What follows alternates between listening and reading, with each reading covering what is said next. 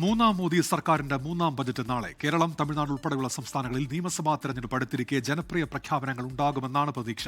കേന്ദ്ര ധനമന്ത്രി നിർമ്മലാ സീതാരാമൻ തുടർച്ചയായി അവതരിപ്പിക്കുന്ന 9ാമത്തെ ബജറ്റാണ് ഇത്തവണത്തേത്.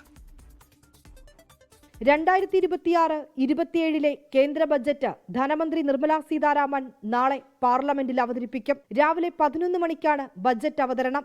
ഞായറാഴ്ച അവതരിപ്പിക്കുന്ന ബജറ്റ് എന്ന പ്രത്യേകതയും ഇത്തവണയുണ്ട്. അടിസ്ഥാന സൗകര്യ വികസനത്തിനും ആഭ്യന്തര ഉൽപാദനത്തിനും ബജറ്റിൽ പ്രാധാന്യമുണ്ടാകും. റോഡ്, റെയിൽവേ ഉൾപ്പെടെ അടിസ്ഥാന സൗകര്യ വികസനങ്ങൾക്ക് കാര്യമായ നീക്കിയിരിപ്പ് പ്രതീക്ഷിക്കാം. പ്രതിരോധം, കൃഷി, AI ഉൾപ്പെടെ സാങ്കേതിക മേഖലയ്ക്കും ബജറ്റിൽ മുൻഗണനയുണ്ടാകും. മുൻ വർഷങ്ങളിലേതിന് സമാനമായി സ്ത്രീ ശാക്തീകരണ പദ്ധതികൾ ഇത്തവണത്തെ ബജറ്റിൽ ഉണ്ടാകുമെന്നാണ് പ്രതീക്ഷ. ആദായ നികുതി ഘടനയിൽ കാര്യമായ മാറ്റമുണ്ടാകാനിടയില്ല.